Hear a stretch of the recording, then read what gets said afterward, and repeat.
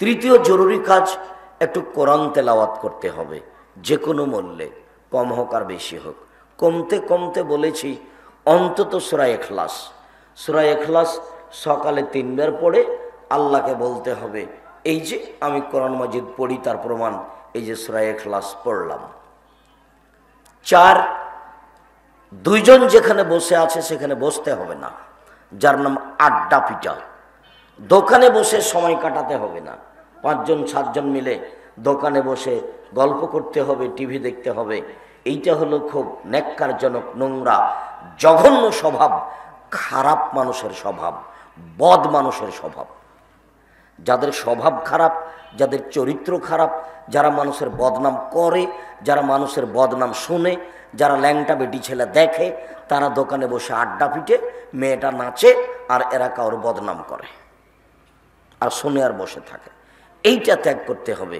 মানুষের জীবনে 4টা কাজ সবচেয়ে জরুরি। 1, 5 ওয়াক্ত সালাত। 2, হালাল রুজি। 3, কোরআন তেলাওয়াত। 4, দুইজন যেখানে বসে গল্প করছে সেখানে না বসা, বিশেষভাবে আড্ডা না পিটা। আড্ডা পিটা কাজটা চিরদিনের জন্য হারাম মনে করতে হবে। যেটা আপনি দেখছেন, এই খারাপ স্বভাব দিন দিন আরো বাড়বে।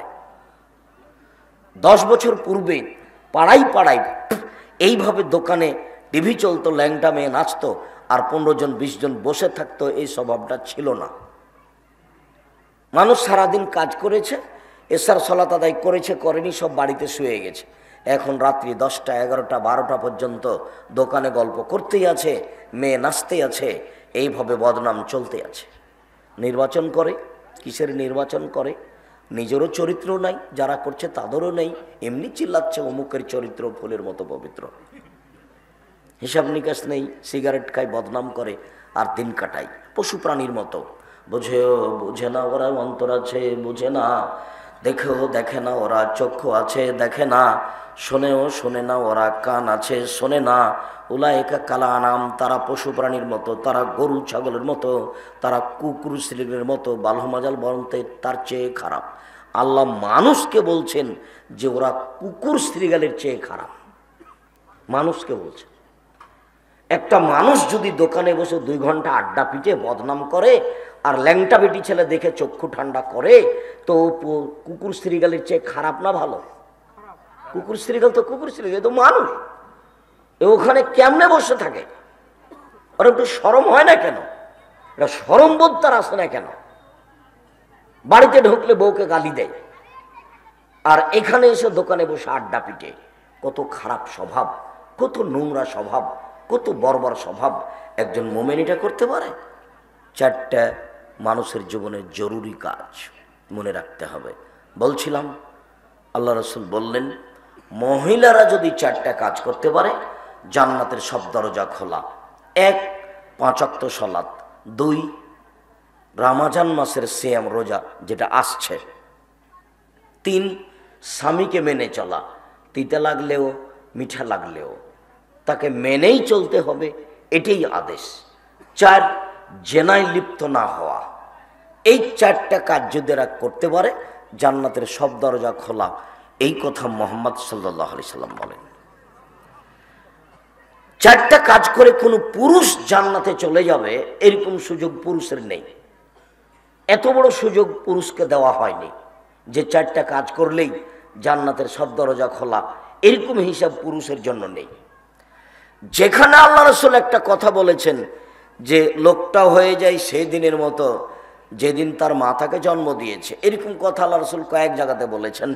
আবার আল্লাহ রাসূল এটাও বলেছেন, কেউ যদি এই আমলটা করে তাহলে তার জন্য জান্নাতের সব দরজা খোলা। তখন সেটা পুরুষের জন্য খাস নয়।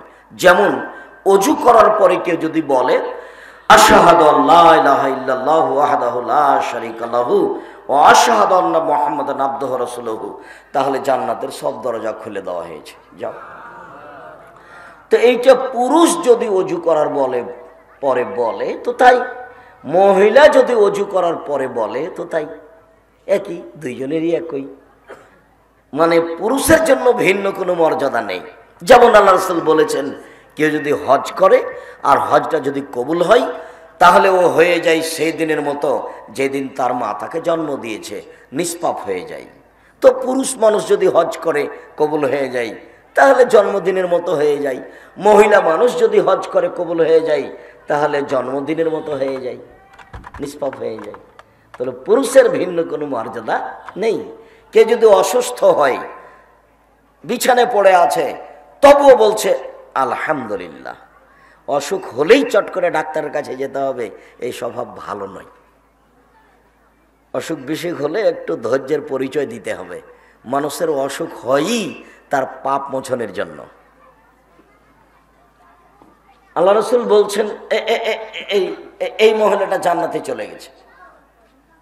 এই কথাটা আবার পরে আব্দুল্লাহ ইবনে আব্বাস বলছেন, শোনেন, এই মহিলাটা জান্নাতি কিভাবে? এই মহিলাটা একদিন আল্লাহ রাসূলের কাছে এসেছিল, এসে বলছে, আল্লাহ রাসূল, আমার জন্য দোয়া করেন তো, আমার মির্গির রোগ আছে, আমি উল্টে পড়ে যাই আর কাপড় চোপড় খুলে ফেলি। তখন আল্লাহ রসুল বলছেন, দেখো তুমি যদি ধৈর্য ধারণ করতে পারো ভালো, আর যদি দোয়া করার কথা বলো তো দোয়া করব।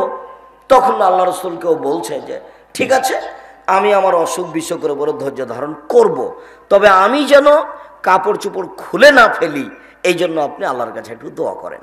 তখন আল্লাহ রসুল বললেন, আল্লাহ অন্তত তাকে এতে থেকে মুক্তি দাও, ও যেন তার গায়ের কাপড় চোপড় খুলে না ফেলে। তো তাই হলো, আল্লাহ রসুল বললেন যে কেউ যদি কোনো জান্নাতি মহিলা দেখতে চাই তাহলে এই যে মহিলা, ও অসুস্থতার উপরে ধৈর্য ধারণ করেছে। আল্লাহ রসুল বলছেন কে যদি অসুখ অবস্থায় বলে আলহামদুলিল্লাহ, তাহলে সে লোকটা হয়ে যায় সেদিনের মতো যেদিন তার মা তাকে জন্ম দিয়েছে, নিষ্পাপ হয়ে যায়। তো একজন মহিলা যদি অসুস্থ হয়ে বলে আলহামদুলিল্লাহ, তো ওই হুকুম। একজন পুরুষ যদি অসুস্থ হয়ে বলে আলহামদুলিল্লাহ, তো একই হুকুম। তো পুরুষের জন্য পার্সোনাল মর্যাদা আপনি খুঁজে পাবেন না, সব পার্সোনাল মর্যাদা মহিলাদের জন্য।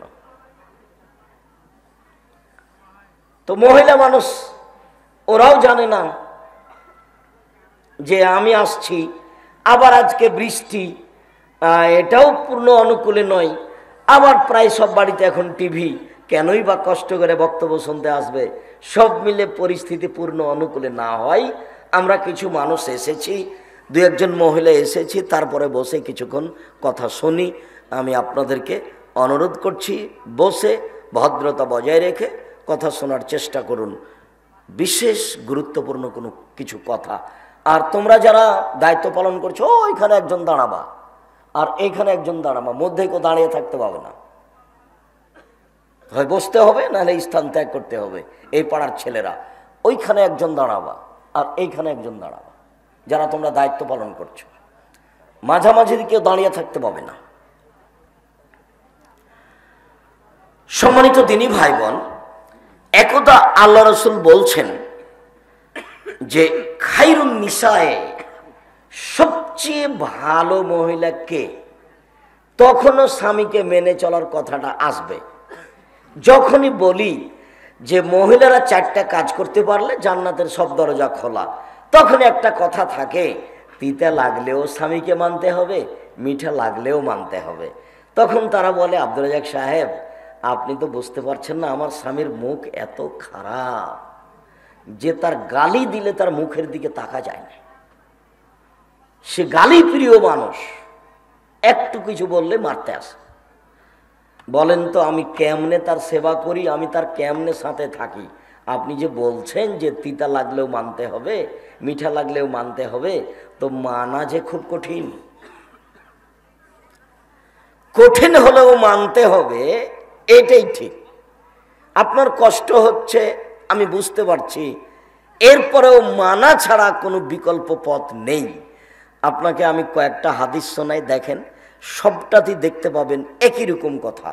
যেমন এখন আল্লাহ রসুল বললেন যে মহিলাদের মধ্যে সবচেয়ে ভালো মহিলা সেই যার ভিতরে 3টা গুণ আছে। 1, স্বামীর সাথে কথা বললে হাসি মুখে বলে। 2, স্বামী আদেশ করলে পালন করে, এ দেখেন।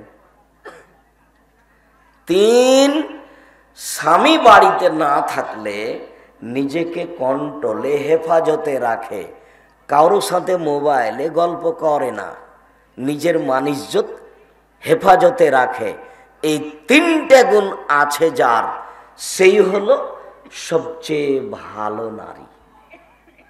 তো সেখানে তো স্বামীকে মেনে চলতে হবে, এটাই আছে।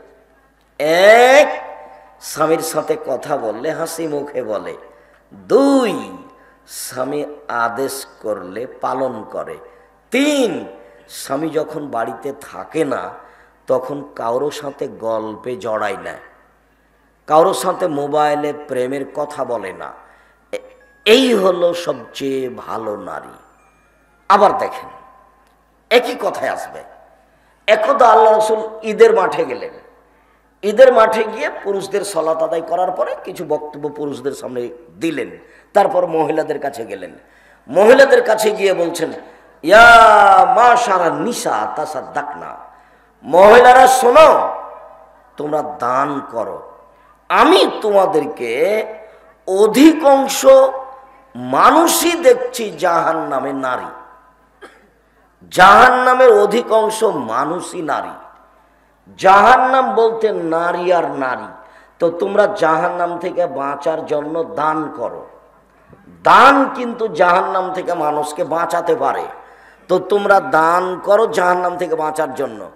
তো যেমন আল্লাহ রাসূল বলেছেন যে জাহান্নামের অধিকাংশ মানুষই নারী, তখন মদিনার একজন মহিলা দাঁড়িয়ে বলেছে, কেন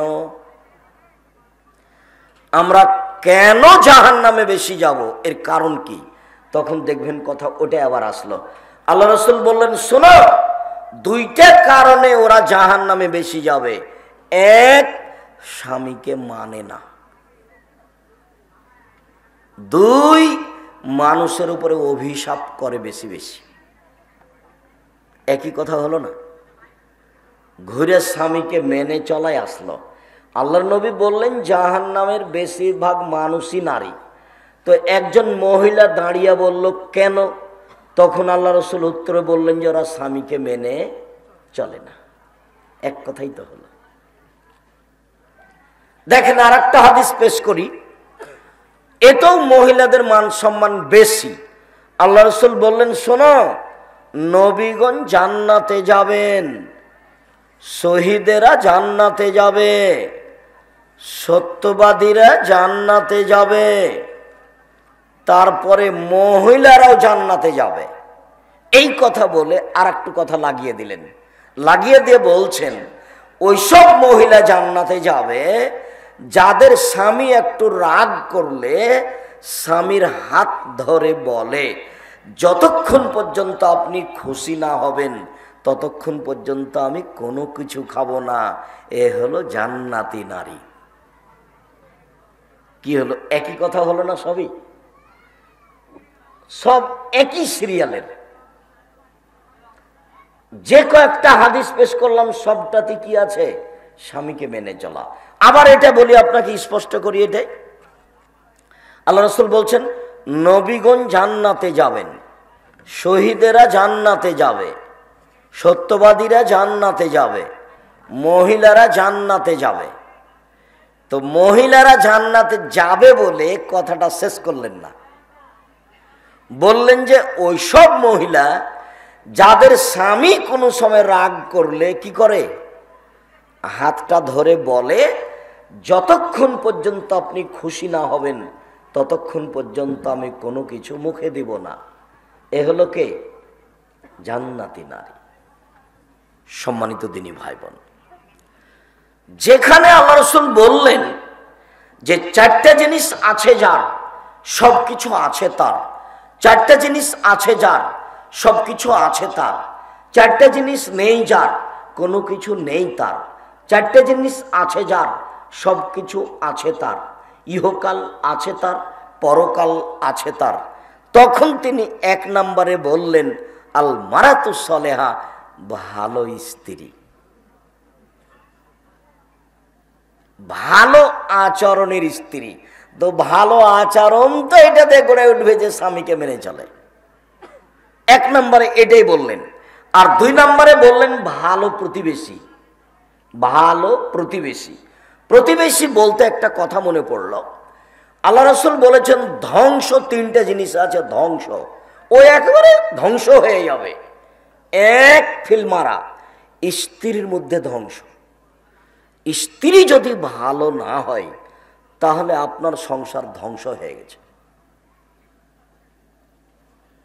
যার জন্য আমি বলেছি যে আপনার মেয়েটার নখটা বড় আছে, নখে নেল পালিশ আছে, বলেন তো মেয়েটা খারাপ না ওর মা খারাপ? ওর মা খারাপ। তখন আমি বলেছি এটা ওর সৎ মা, বলেছি এটা ওর খালা, এটা আসল মা নয়। আসল মা যদি হয় তাহলে মেয়ের নখ বড় কেন, নখে নেইল পালিশ কেন?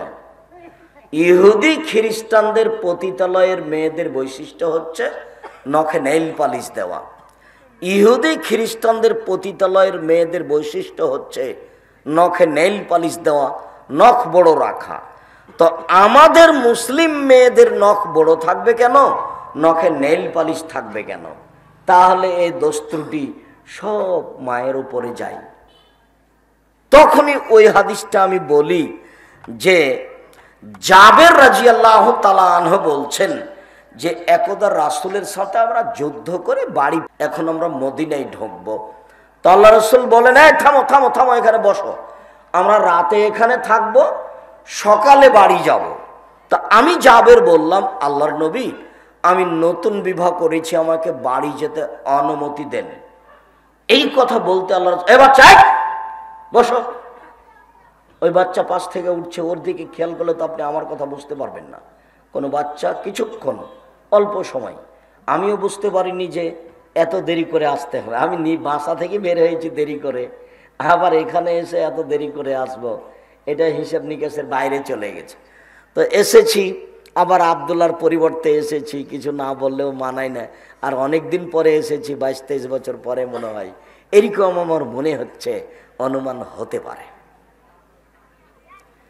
সম্মানিত দিনী ভাই বোন, রাসূল সাল্লাল্লাহু আলাইহি ওয়াসাল্লাম বললেন যে কুমারী মেয়ে বিবাহ করেছো না তালাকপ্রাপ্তা মেয়ে বিবাহ করেছো? তো জাবের বললেন আমি তালাকপ্রাপ্তা মেয়ে বিবাহ করেছি। তো আল্লাহ রাসূল বললেন, আরে কুমারী মেয়ে কেন বিবাহ করলে না? তুমি তার সাথে খেলতে, ও তোমার সাথে খেলতো। কুমারী মেয়ে কেন বিবাহ করলে না? তুমি তার সাথে খেলতে, ও তোমার সাথে খেলতো। আল্লাহ রাসূল তো এইভাবে বললেন। এখন জাবের বলছেন, আল্লাহ নবী শোনেন, আমার আব্বা উহুদের যুদ্ধে শহীদ হয়েছেন 9 জন মেয়ে রেখে, আমার 9 জন বোন আছে। আমার বোনদের সমবয়সের কম বয়সের মেয়েকে আমি বিবাহ করা পছন্দ করিনি 4টা কারণে। আল্লাহ রাসূল শোনেন, আমার আব্বা উহুদের যুদ্ধে শহীদ হয়েছেন 9 জন মেয়ে রেখে, আমার 9 জন বোন আছে। আমার বোনদের সমবয়সের কম বয়সের মেয়েকে আমি বিবাহ করা পছন্দ করিনি 4টা কারণে। 1, লিতুআল্লিমাহুন্না, আমি বেশি বয়সের তালাকপ্রাপ্তা মেয়ে বিবাহ করেছি যাতে করে আমার বোনদেরকে বিদ্যা শিখাতে পারে। মা মেয়েদেরকে কি শিখাবে? বিদ্যা। 2, লিতুআদ্দিবাহুন্না, আমি বেশি বয়সের তালাকপ্রাপ্তা মেয়েকে বিবাহ করেছি যাতে করে আমার স্ত্রী আমার বোনদেরকে শিষ্টাচার শিখাতে পারে, শিষ্টাচার। 3, লিতুরাজ্জালাহুন্না, আমি বেশি বয়সের মেয়েকে বিবাহ করেছি, তালাকপ্রাপ্ত মেয়েকে, যাতে করে আমার বোনদের মাথার চুল চিরুনি করে সাজগোজ করে রাখতে পারে। কম বয়সের মেয়েগুলো করতে পারবে না। 4, লিতাকুমা আলাইহিন্না, আমার স্ত্রী যেন আমার বোনদেরকে পাহারা দিতে পারে। আমার স্ত্রী আমার বোনদের জন্য পাহারাদার। তখন আল্লাহ রাসূল বললেন, ঠিক করেছ, ঠিক হয়েছে, ভালো হয়েছে। তো বলেন তো মায়ের কাজ তাহলে কয়টা দাঁড়ালো? 4টা। 1, বিদ্যে শিখিয়ে দেওয়া। 1, শিষ্টাচার শিখিয়ে দেওয়া। শিষ্টাচার, নখ বড় আছে মেয়ের, নখে নেইল পালিশ আছে, এটা কোন শিষ্টাচার? নখ কাটা থাকবে, নখে থাকবে মেহেদি, হাতের নখে তো থাকবেই, পায়ের নখেও থাকবে। পায়জামা পরে আছে একটা এমন ঢিলা ঢালা যে আর একটা মানুষ ঢুকবে। ও যখন রিক্সের উঠে পা উঠায় তখন হাঁটু পর্যন্ত দেখা যায়। তো বলেন এটা কোন শিষ্টাচার? আবার দেখবেন এমন পায়জামা পরে আছে, স্কিন পায়জামা গায়ের সাথে লেগে আছে, অঙ্গ প্রত্যঙ্গ তো বোঝা যায়, লজ্জা স্থানও বোঝা যায়, এইটা কোন শিষ্টাচার? এ কি আসলে সত্যিই খালা? এ কি সত্যিই সৎমা? এ কি মেয়ের এগুলো কিছু দেখে না? না, এ সৎমা নয়, এ খালা নয়, এই হলো রাজশাহীর ভাষাতে হস্তিনীমা। এ হলো হস্তিনীমা। তোমার বাপের উচিত একে তালাক দেওয়া। আমি তালাক দিতে আদেশ করিনি, আমার পরামর্শ থাকলো। যে মা মেয়ের পোশাক সম্পর্কে বিবেচনা করতে পারে না, ও মা নয়। ওর বাপে বিবাহ দিয়েছে, স্বামীর কাছে গেছে, তাই বাচ্চা হয়ে গেছে, সেই জন্য সে মা। আসলে সে কোনোদিন ভাবেইনি মা কাকে বলে। মা কিভাবে হতে পারে? এই ছেলে, মা হলে অন্তত 4টা জিনিস লাগবে। 1, বিদ্যা শিখাতে পারবে। 2, শিষ্টাচার শিখাতে পারবে। 3, মেয়েকে সাজগোজ করে রাখতে পারবে। 4, মেয়েকে পাহারা দিতে পারবে। সম্মানিত দিনী ভাই বোন, মা হলে অন্তত কয়টা জিনিস লাগবে? 4টা জিনিস লাগবে। যেমন আমাদের এখানে ছেলে যারা বসে আছে দেখছেন, অনেকের মাথার চুল শুধু উপরে আছে, চতুর্দিক চাঁচা আছে। বলুন তো কেন? কখন ইহুদি খ্রিস্টান হয়ে গেছে বুঝতে পারে না। কেন হবে এটা? শিষ্টাচার। আব্দুল্লাহ যে বলছে যে ওরা বিদ্যা বুদ্ধি বেচে খায়, আল্লাহ রাসূল আফসোস করে বহুদিন আগে এই কথা বলে গেছেন, 1450 বছর পূর্বে। আমার উম্মতের উপরে আমি আশঙ্কা করি, আমার ভয়, আমার উম্মত ইহুদি খ্রিস্টানদের সাথে মিশে যাবে। ডান হাতের বিঘত যেমন বাম হাতের সমান, আমার উম্মত চাল চলনে পোশাক আশাকে মিশে যাবে ইহুদি খ্রিস্টানদের সাথে, এইরকম সমান সমান। আমার আশঙ্কা, ডান পায়ের জুতা যেমন বাম পায়ের সমান, বাম পায়ের জুতা যেমন ডান পায়ের সমান, আমার উম্মত ইহুদি খ্রিস্টানের সাথে মিশে যাবে, চাল চলনে কৃষ্টি কালচারে পোশাক আশাকে তেমন সমান সমান। এবার নিচে নামতে লাগলেন আল্লাহ রাসূল। নিচে নামতে লাগলেন ভাষাগতভাবে, গিয়ে বলছেন ইহুদি খ্রিস্টান যদি মায়ের সাথে জেনা করে থাকে, আমার উম্মত মায়ের সাথে জেনা করবে। নাউজুবিল্লাহ। এমনি কি আমার ছেলের মাথার চুল ওপরে আছে, চতুর্দিকে নাই? ও তো খ্রিস্টান খেলোয়াড়ের চরিত্র, তা আমার ছেলের কেন? আমার ছেলের গায়ে একটা গেঞ্জি আছে, পিছনে লেখা আছে 47-10। বিশ্বাস করো, যদি চিনো ভালো কথা, 23 বছর আগে এই গ্রামে এসেছিলাম। না চিনো তো মনে রেখো, আমি আব্দুর রাজ্জাক বিন ইউসুফ। তোমার গায়ের গেঞ্জিটা আমি টিস্যু পেপার, টয়লেট পেপার হিসাবে ব্যবহার করব না। তোমার গেঞ্জিটা যদি আমার হাতে পড়ে, তাহলে আমি ওতে থুথু দিব, এভাবে থুথু, তারপর আমি ওকে ড্রেনে ফেলে দেব। আর তুমি বিশ্বাস করো, আলহামদুলিল্লাহ, আল্লাহ আমাকে এমন পর্যায়ে রেখেছে, কোনো দিন আমাকে পিছন ভাবা লাগেনি। আর কোন জায়গাতে গিয়ে সভাপতি, সেক্রেটারি, সভাপতি কেউ কোনো ব্যক্তিকে বিবেচনা করে কথা বলতে হবে, এরকম আমার প্রয়োজন কোনোদিন হয়নি। আলহামদুলিল্লাহ। ওর টাকা নিয়ে আমাকে চলতে হবে, এটা আমি হিসাব কোনোদিন করিনি।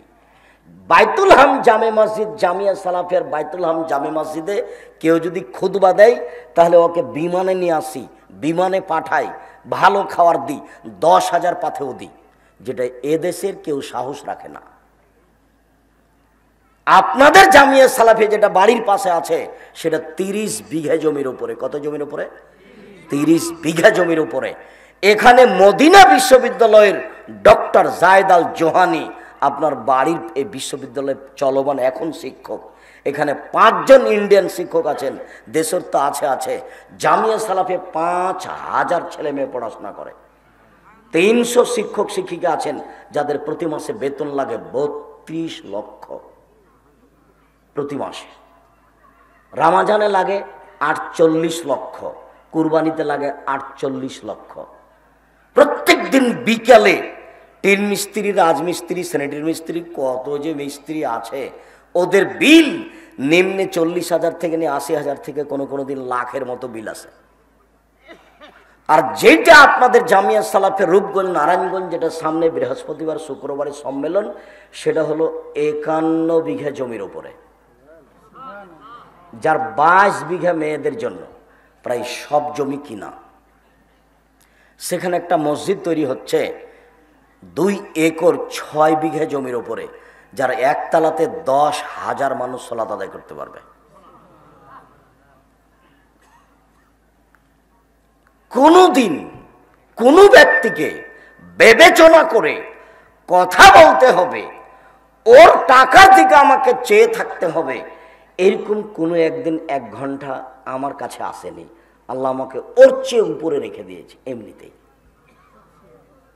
কোনো কাজ আমাকে পরিকল্পনা করে করা লাগে না, কোনোদিন কারো বক্তব্য এক সন্ধ্যা শোনা লাগে না। আমি আমার গতিতে আছি। আমি বলেছি, জাতির যদি রাস্তাঘাট করে দিতে না পারি, জাতির যদি স্কুল কলেজ করে দিতে না পারি, জাতিকে চূড়ান্ত সঠিক ধর্ম দিতে পারবো ইনশাআল্লাহ। ধর্মের ব্যাপারে জাতিকে ফাঁকি দিয়ে পরকাল হারাতে রাজি নয়। যে কোনো সাইড দিয়ে আপনি আসতে পারেন, আপনি আমার সাথে পরামর্শ করলে আপনার আমি উপকার করবো ইনশাআল্লাহ। ছেলে মেয়েকে পড়াতে হবে, আসেন আপনি আমার সাথে পরামর্শ করেন। প্রতিষ্ঠান খুলতে হবে, আসেন আপনি আমার সাথে পরামর্শ করেন। দিন প্রচার করতে হবে, আসেন আপনি আমার সাথে পরামর্শ করেন। আপনি যে ফিল্ডে আছেন আমি তার চেয়ে ভালো পরামর্শ দিতে পারবো ইনশাআল্লাহ। আপনার ছেলের অবস্থা তো আপনি ভালো বুঝেন। আপনার ছেলের মাথার চুলের অবস্থা আপনি দেখলেন, প্যান্টার অবস্থা আপনি দেখতে পাচ্ছেন, গেঞ্জির অবস্থা আপনি দেখতে পাচ্ছেন। আর আপনার ছেলেটার খুব প্রশংসা করছিলেন, মেধা ভালো, লন্ডন থেকে পড়ে এসেছে, সেটাও আপনি জানেন যে দুর্গাপুরে বাড়ি, খুব মেধা ভালো, পিজি হাসপাতালের বড় ডাক্তার, মাসে 3 লক্ষ টাকা বেতন। সেই দিন আসলো, গ্রামের মা চাচিরা চেয়ে আছে, আমাদের গ্রামের ছেলে বড় ডাক্তার এসেছে। গাড়ি থেকে নামলো, দেখা গেল গলায় টাই আছে, প্যান্টটা টাকানোর নিচে আছে, দাড়ি চাঁচা আছে, হাতে সিগারেট আছে। একটু পরে বৌমা গাড়ি থেকে নামলো, গায়ে হালকা হালকা কাপড় আছে। একটু পরে নাতনি গাড়ি থেকে নামলো, গায়ে তেমন কাপড় নেই। দেখা গেল গাড়ির পিছন দিকে কুকুর আছে। বলেন এবার আপনি আপনার বড় ডাক্তারের খবর কি? আপনার বড় ডাক্তারের আর একটা স্বভাব বলি, ও যখন প্রেসক্রিপশন লিখে তখন ও জানে এই কোম্পানির ওষুধের চেয়ে ভালো কোম্পানি আছে, কিন্তু ওই কোম্পানির লিখে যে কোম্পানি তাকে টাকা দিয়েছে। এ তো একটা আস্ত প্রতারক।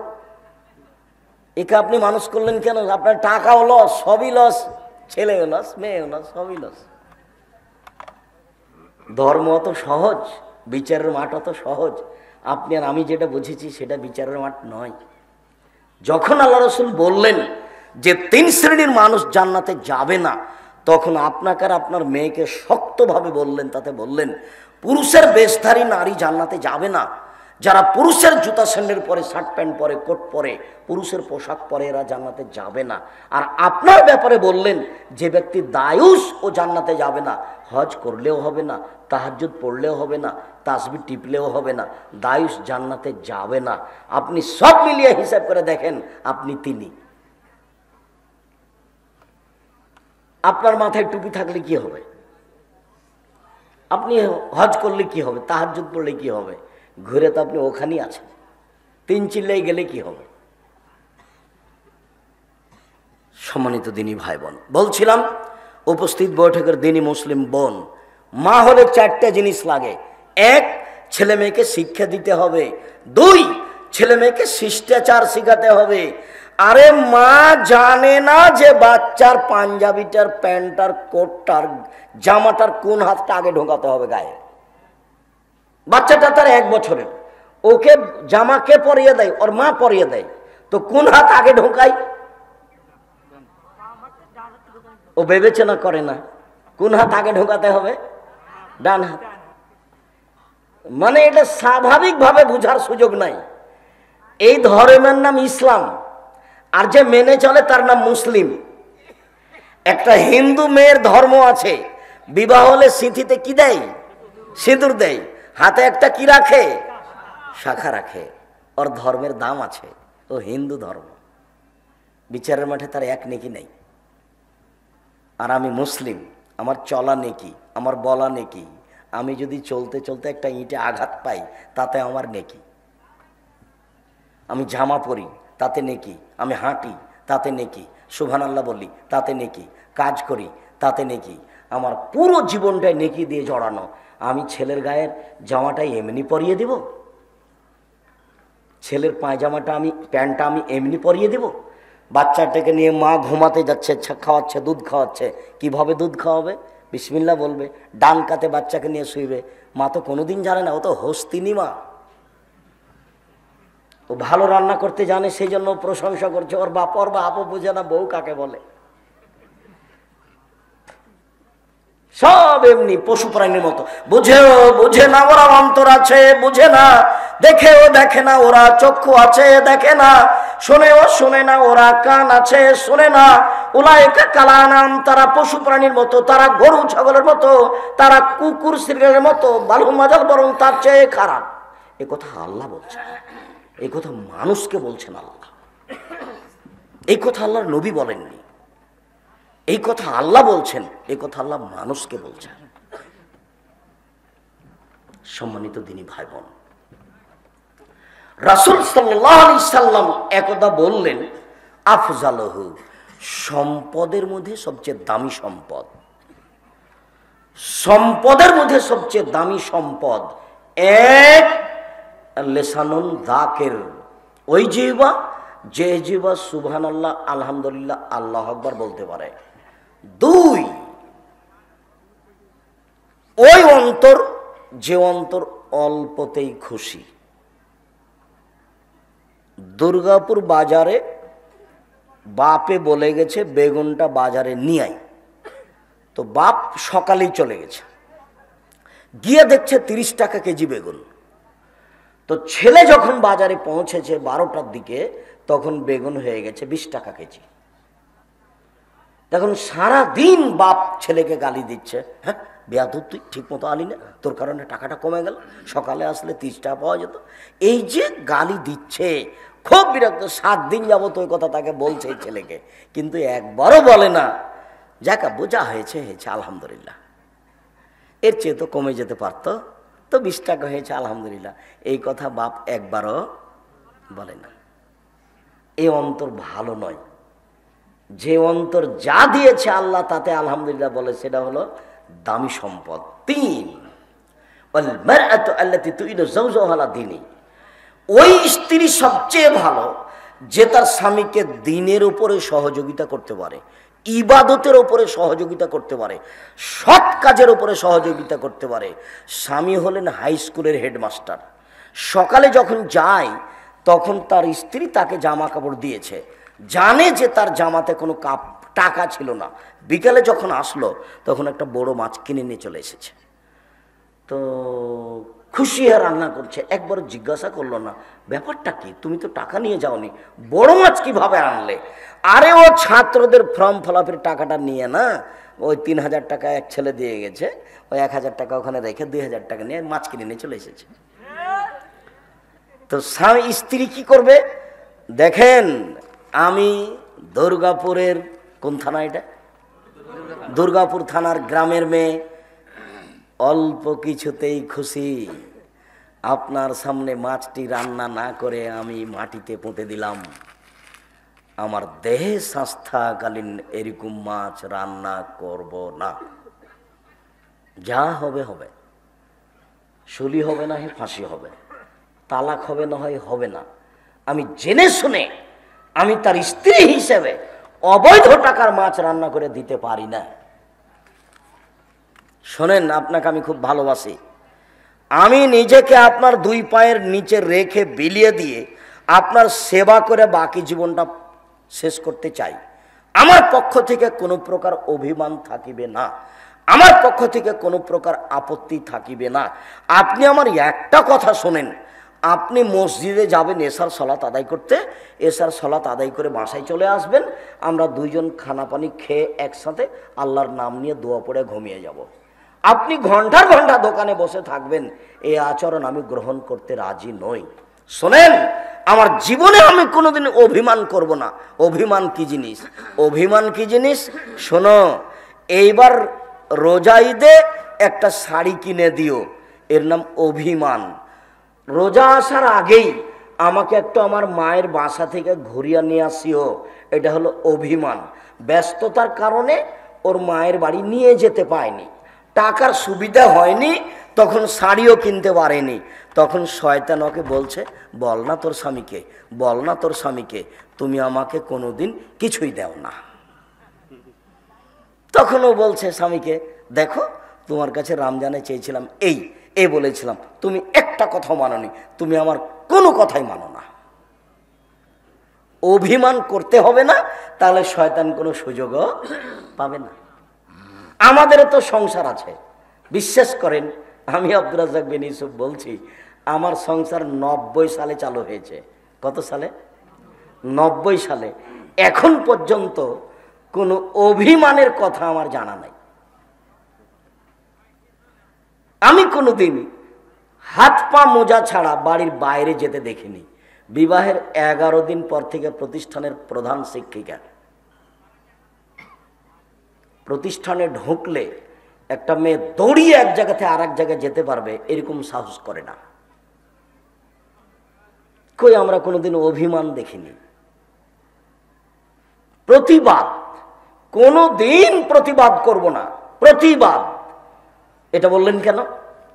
আপনি আমার মাকে গালি দিলেন কেন? আপনি আমার এই কথাটা শুনলেন না কেন? এর নাম হচ্ছে প্রতিবাদ। যখনই প্রতিবাদ করবে তখন শয়তান তাকে বারবার বলবে, এই যে এটা বললো, এই যে এটা বললো, এই যে এটা তোমার স্বামী বললো।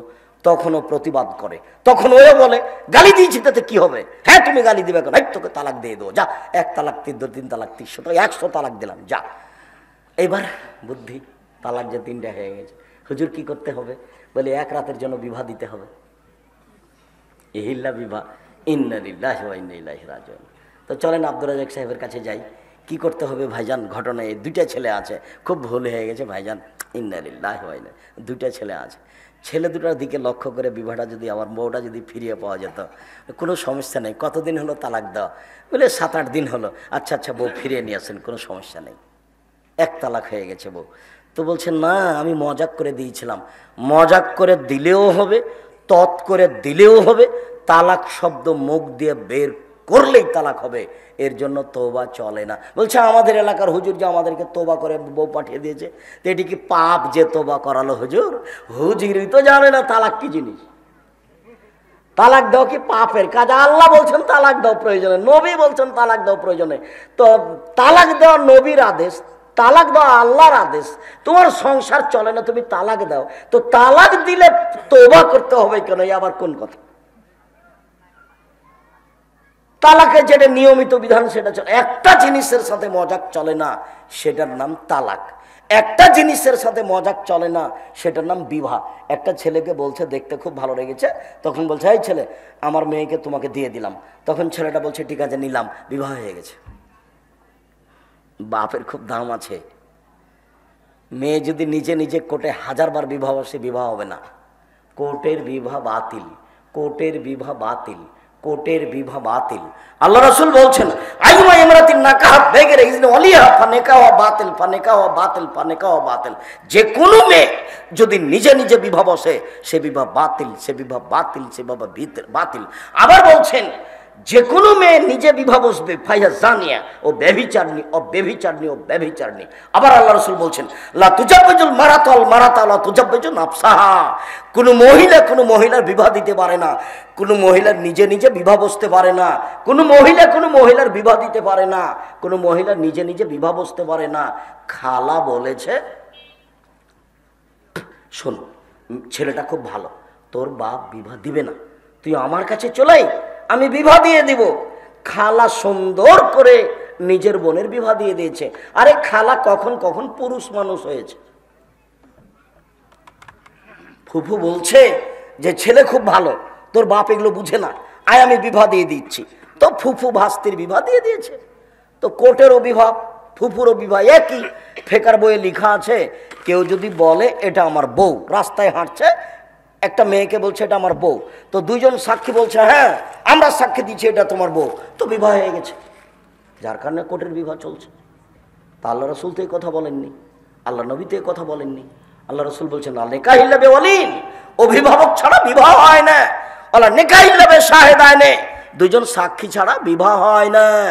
কাজীর খাতাতে আছে 4 জন সাক্ষী। বলো তো যুবক, 4 জন সাক্ষী কোন কাজে লাগে? জেনাই লাগে। তো এটা কি জেনা বাস্তবায়ন করা হচ্ছে না বিবাহ? তা আমি বলেছি কাজীর খাতা দিয়ে টয়লেট পেপার বেশি ব্যবহার করতে হবে, কাজী যে খেপে গেছে। আমি বলছি ভাইজান আপনি খেপছেন কেন? এটা তো শরীয়তের ব্যাপার, আপনি আফসোস প্রকাশ করেন দুঃখিত ভাইজান কি করি, আসলে আমাদের কিছু করার নাই। আপনি এদিকে আসেন, আপনি খেপলেন কেন? আপনি কি মনে করেন? আল্লাহ রাসূল বলছেন লা নিকাহিল্লা বে শাহেদাইনে, বিবাহের জন্য 2 জন সাক্ষী লাগে, পক্ষ লাগে না। একটা বিবাহ বৈধের জন্য কি লাগে? 2 জন সাক্ষী লাগে, পক্ষ লাগে না। পক্ষ ছেলের হোক আর মেয়ের হোক, ওগুলো কোনো কথা নেই। একটা বিবাহ বৈধ হওয়ার জন্য বাপ লাগে, একটা বিবাহ বৈধ হওয়ার জন্য 2 জন সাক্ষী লাগে, তাহলে বিবাহ জায়েজ হবে। সেখানে পক্ষের কথা কেন? এখানে এই পক্ষে 2 জন, ওই পক্ষে 2 জন, 4 জন। আবার এই তো রাজশাহী চাঁপাইনবাবগঞ্জ, আমার জানা অনুপাতে বৃহত্তর রাজশাহীর, চাহে সেটা রাজশাহী হোক, চাহে চাঁপাইনবাবগঞ্জ হোক, সেটা নাটোর হোক, সেটা নওগাঁ হোক, একটা বিবাহের শুরু থেকে শেষ পর্যন্ত একটা কাজও জায়েজ নয়। সব না জায়েজ, সব হারাম, যা কিছু আছে।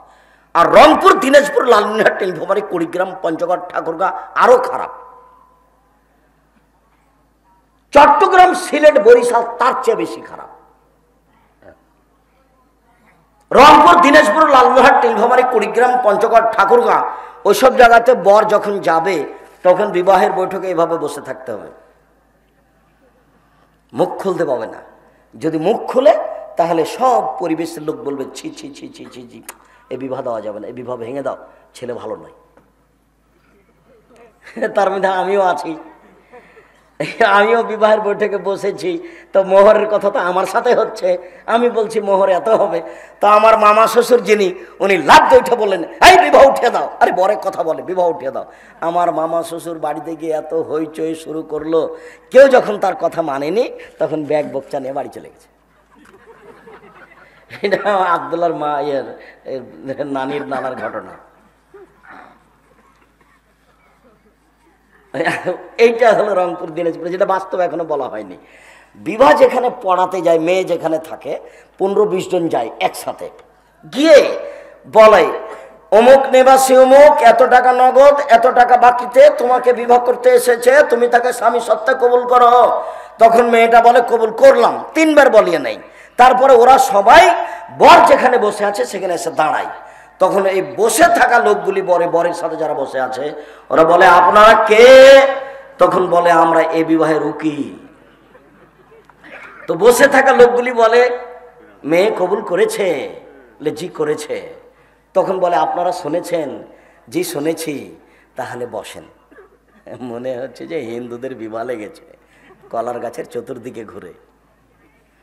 আর যদি চট্টগ্রাম, সিলেট, বরিশাল হয় তাহলে উকিল বাপ লাগবে। সেদিন থেকে উকিল বাপই বাপ, আর নিজের বাপ বাপ নয়। উকিল বাপ এখন মেয়ে নিয়ে যাবে, উকিল বাপের বাড়িতে মেয়ে এখন বেড়াতে যাবে, নিয়মিত এটা বাপ হয়ে গেছে। অথচ শরীয়তে দাদা উকিল হতে পাবে না বাপ বেঁচে থাকাকালীন, জ্যাঠো হতে পাবে না, বাপই উকিল, বাপই সবকিছু করবে। বিবাহের সব নিয়ম নীতি উল্টে আছে।